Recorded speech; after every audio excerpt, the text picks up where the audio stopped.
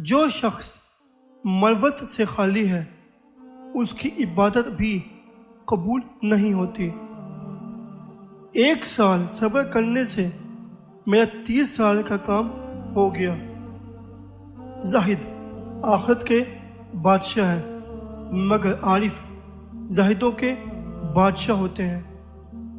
دنیا میں اپنے ایمان کی سلامتی کی اس طرح کوشش کرو جس طرح مالدار اپنے مال کی سلامتی کی کوشش کرتا ہے۔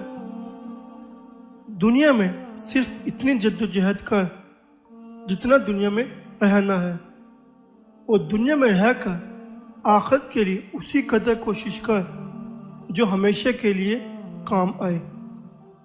بدترین حجاب نفس پسندی ہے۔ توبہ و عبادت سے بندوں کو فائدہ نہیں پہنچتا جو بندے کو بندوں کی خدمت و حاجت روائی سے پہنچتا ہے۔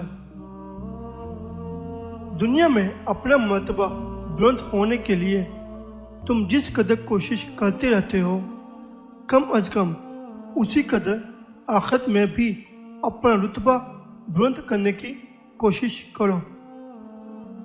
جو شخص دوسروں کو توبہ اطاعت کی ہدایت کرتا رہتا ہے وہ خود اس ہدایت پر عمل نہیں کرتا، اس کی مثال ایسی ہے کہ شکار تو خود کرے اور کباب دوسروں کے نصیب میں ہو۔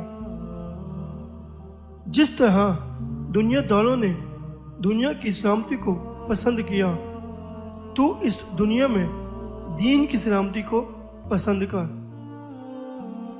دنیا سے روزہ رکھو، آخرت سے افطار کرو، موت کو عید جانو اور لوگوں سے اس طرح بھاگو جس طرح درندوں سے ڈر کر بھاگتے ہو۔